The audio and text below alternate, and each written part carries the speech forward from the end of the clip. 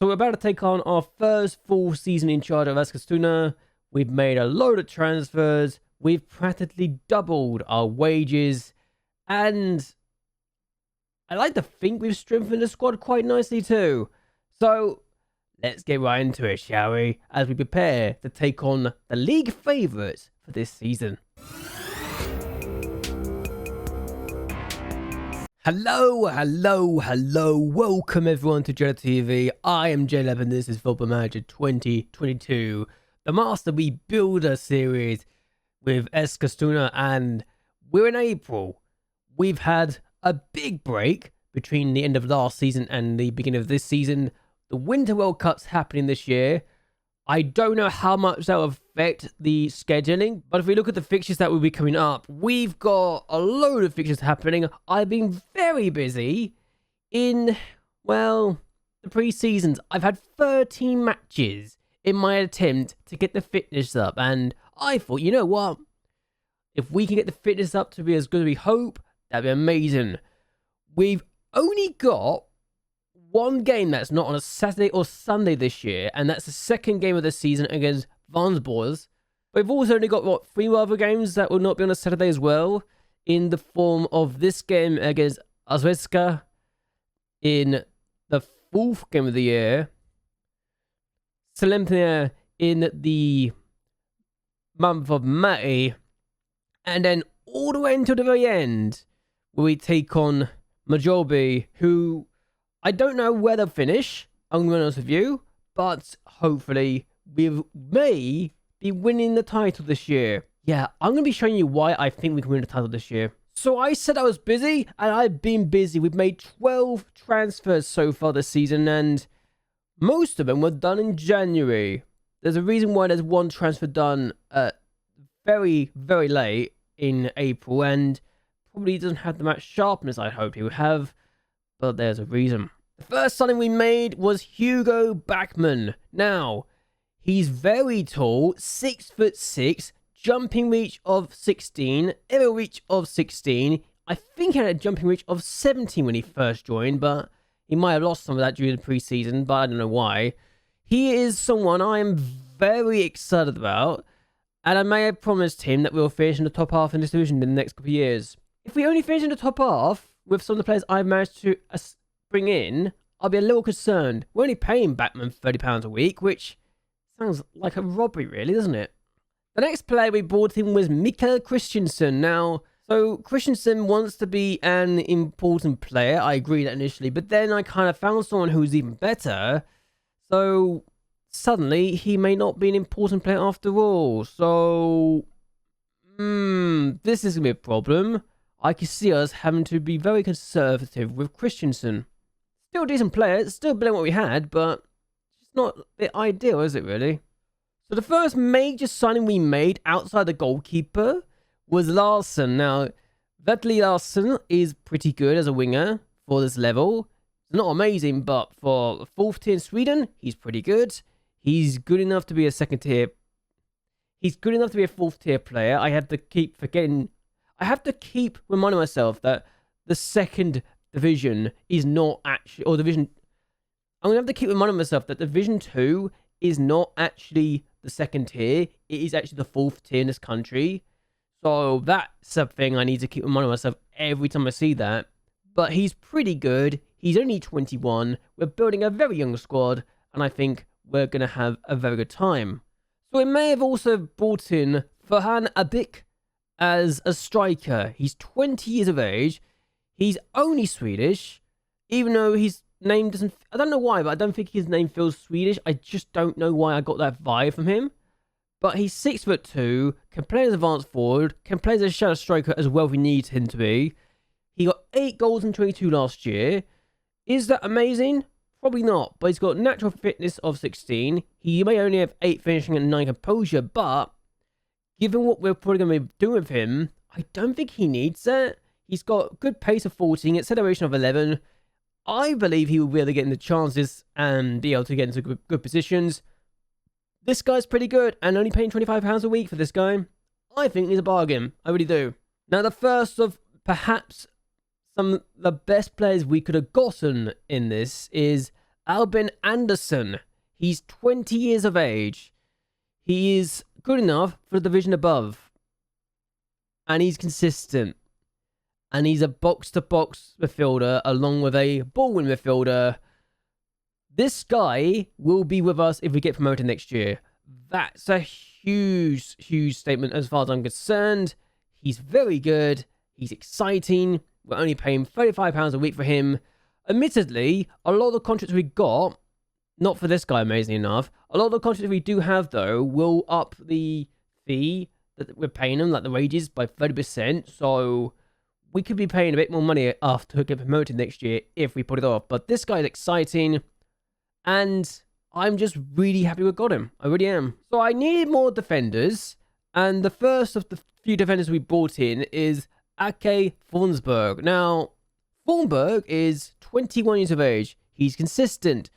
I made a point to improve a lot of positions in the team, to improve the depth of the side, and to not have as many players that could only be good enough for the 5th tier. We've got players who are good enough to be the 4th tier now, and are only considered to be 2.5 stars in current ability. That's how much we've made a point to strengthen the side, and I'm very happy with his signing. It's a non-contract agreement, so he doesn't even need to be paid money per week, and I like that kind of deal personally. So we've also got a backup goalkeeper in Hugo Thorngren. The fact that both my goalkeepers are called Hugo is not going to get confusing at all, so that's fun. He is a bit short in the height department, with only being 5'11", but he's got a few attributes that I'm really excited about, and I just think he can be really good for me.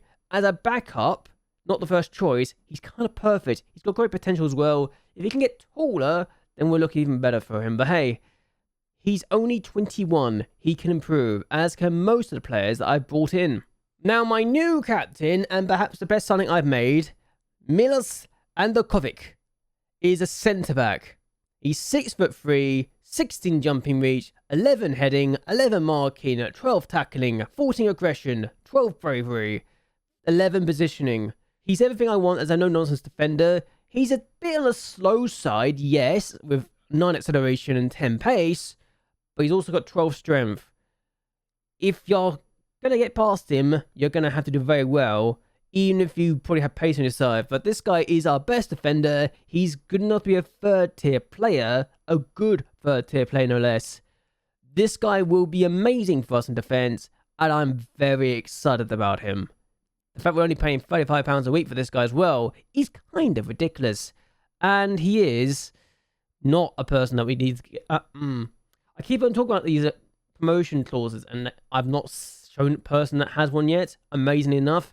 Also, this guy could be a leading player for the 3rd tier, so he's still got potential to grow better and better, and that's ridiculous, isn't it?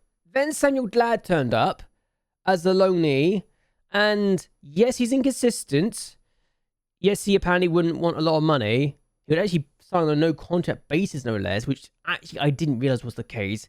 We've got him on loan for 2 years, and given that we could probably sign him after his current deal ends, and we're not paying a single penny for this guy, I'm kind of excited about him. Yes, he's a bit of a short side, with 5'6" being his height, but he's got pace, he can cross, he's good defensively for this level, and he's very well-rounded. I like him. He's very good, even if he could be better with the consistency. That's the only thing that lets him down here, but he's only 19 as well. He's going to get better. Then we brought in Antonios Batre, and this guy's good. He's a leading player for his division, and I was going to be okay, and then in a pre-season match, he broke his leg. He broke his lower leg and is expected to be out for between 6 to 10 months. He's practically out of the season already before it even got started. The poor, poor soul. So, wasn't ideal. I brought him from a team that got relegated last year, so I don't think he had the best of seasons. He got 6 goals, 4 assists, and a Player of the Match award in 24 matches, so 6.86 average rating. I kind of feel for him because I genuinely thought he could be my star man on the left-hand side, and then he breaks his leg. He's still actually been his replacement, but that sucks, doesn't it? To break your leg like that? Oh, what horrible timing. So I may have also brought a second left back. This guy is consistent. He's going to get better. He does have a few issues with his injury proneness apparently, but he's fast. He's got good crossing. He's good at set pieces as well if we need him to be. Mentally, he's almost very well-rounded. And physically, he's kind of as much as I wanted to be. He's left-footed. He can play as a wing-back on attack. Christensen, the other guy we brought in, can't really play that well there. So you can see why I might have decided I need to get another left-back. We've got two good left-backs. This guy wants to be a record starter. Christensen wants to be an important player. And Christensen's not as good as this guy. So Burton might be causing me a few headaches. But he is better, so maybe I'll get rid of Christensen at some point. I don't know. We've got two options at left back. We're happy with the options we have. And honestly, it could be worse. So the last person we brought in, and that was very much last-minute replacement due to the broken leg that Antonius suffered, is Volkan Motawi. He is being paid 35 a week, and he's a fringe player. Yeah, he didn't want to be very much important player, so he kind of knew that he would kind of been brought in very last minute. He understood his role. He's an inverted winger on the left, can cut in on both wings, could be inverted winger on both sides of the pitch. So really, this guy's kind of a go-to for backup positions in both wings. I like him. He can do good things for me. Very versatile. Whether or not he could be any better in this division, I don't know. But for backup in the future, he's kind of solid, and I don't mind that. Can he improve? Yes. Is he going to improve? Probably not. But really, he was very short term, and we needed to bring a replacement in for Antonius. Because let's be honest, I do not trust other player. And when I say other player, I mean Renny. Renny is inconsistent, doesn't like big matches, isn't going to get much better, and is only a decent player for this division. We had to rely on Renny last year to do a lot of things. He did score for me a few times. In fact, he got 4 goals in the entire season. How many of those for me, I don't know. I can't remember. But he's also been on international duty a lot and missed a few times. So, Liberia, I'm calling him up. I don't like Liberia for this anymore. And I think at the end of his contract, I'm just going to let him go. He will not be good enough for the division above if we get promoted. So, problems there. Either way, though, I think we can get promoted because of the season odds.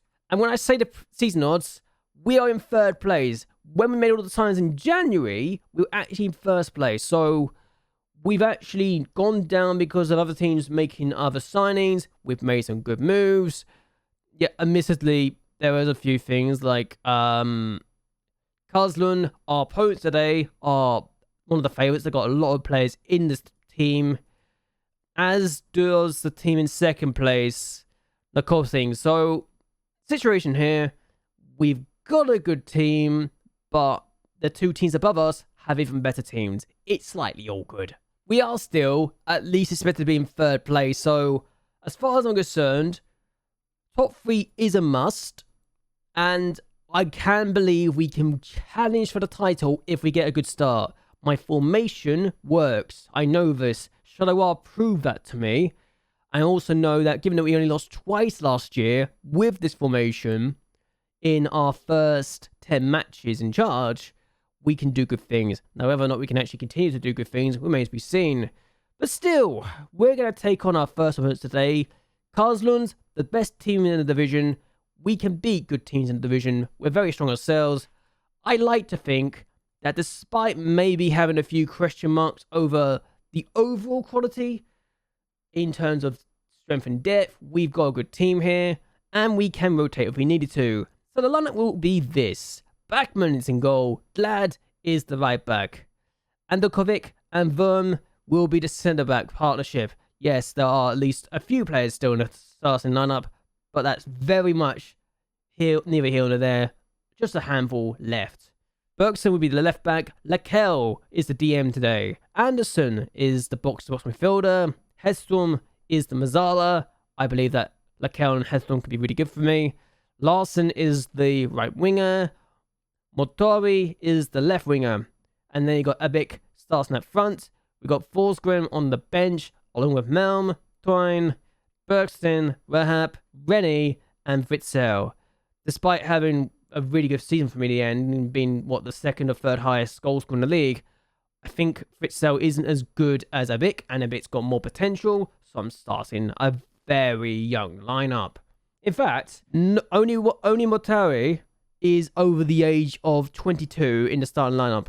We've got a very young squad, and we've only got 2 players in the entirety of the 18 selected that is over the age of 26. So, young squad, we got good potential, we got good talents. I think we can do good things. We're going to try and win our first game of the season to prove that we deserve to be amongst the best teams in the division and try and be promoted this year, because I want to win this league, if possible. But either way, let's see how we do and ensure we get the best possible start and get just my 4th victory in 11 matches. Okay, so they have the ball here. I genuinely believe that even if Kazlan are one of the better teams, we are 3rd in the prediction charts for a reason. I know we can do a good thing, even if the team that's supposed to be 2nd are already 1-0 up inside 6 minutes thanks to Tilly. But we got to keep the ball ourselves. And there we go. Anderson proving why I am very high on him. Here's Larsson. Can he play as a cross? He needs to get support. Finds Anderson. Anderson's at the post. And that's a chance we could have taken early on. So here he is. Frank loses. Look at this. This is how good we can be. Hedstrom on the ball. I know what we can do. I know how good my team can be. It's very exciting to know we are a very good team here. And a chance. Again, we're on the ball. I know what my team is capable of. I know what the tactic can do. And that's a great ball to Larsson. And now, what can we do? Denied by Frank. The only difference between this formation and, this tactic and the Shadow Wild tactic is the fact that the winger on the right is actually just an out-and-out winger and not an inverted winger. And Vern puts it wide with the header. But yeah, goalkeeper also sweeper keeper and defend instead of sweeper keeper and support. I tell you what, Carlson are probably very happy to still be in this game right now, to still be level. And I know 100% we can get the ball. And there you go, Gaza's lost at the Hedstrom. And now Lakel, Anderson, and Anderkovic. Now what can he do? Anderson again. Here's Larsson. And now Anderson, Abik, finds Larsson. Could have gone for goal. Did go for goal actually. He was blocked. Here's Glad now. Plays across. Abik blocked again. Motari. Oh, he scores. I thought after the 2 shots being blocked, we weren't going to get a goal. But we still got a goal. And Motari on his debut, the last gasp replacement for Antonios, has just scored in his debut. 44 minutes in. Thank goodness. But, oh my days. The fact he's still got that shot weight is actually ridiculous. Keeper's blindsided by it, and 1-0. 1-0 at half-time. They've had just 2 shots, none on target. We've had 15 shots, 4 on target, yes, 9 off target. But again, we've been good. We just need to convert some of these chances, get them more on target, and then get more goals. We're very good today, and that's exciting. Okay, look at the bottom right. I'm just going to pause this. If you look down here, for some reason it says that Lundberg just equalised for our opponents. I know it's not happened, so I don't know what's going on there, but we are trying to get a second goal. Motori's shot is blocked, and Bababik just scored. Well, with 2 up now, that's his debut goal, and maybe, just maybe, we're not going to have an issue, but I'm very curious about the bottom left thing. I don't know how, 1, I don't know what the defender's doing to let Abik be on side, and 2, what the keeper's doing to let that sort of chance go in. We're 2 up here, we're looking strong. And it has changed back. Okay, good to know. And last gasp highlight. What I am going to say is I love this division for the fact we get 5 substitutes. So I can give as many players as game time as possible as they put the ball over the bar. And we do win. But I love this division for the fact we get 5 substitutes we can use. So I can take off any tired players I want and bring on some fresher faces on. It's really useful to get that situation. And we do win our first game in charge of the season against Karlsland, one of the better teams in the division. So, 2-0 here. Do we deserve it? absolutely, we dominated our opponents today. They had just one shot in the second half. And if we're this good against a team that is expected to win the league, I think we can win the league if we continue to be this strong throughout the entire season. Who knows?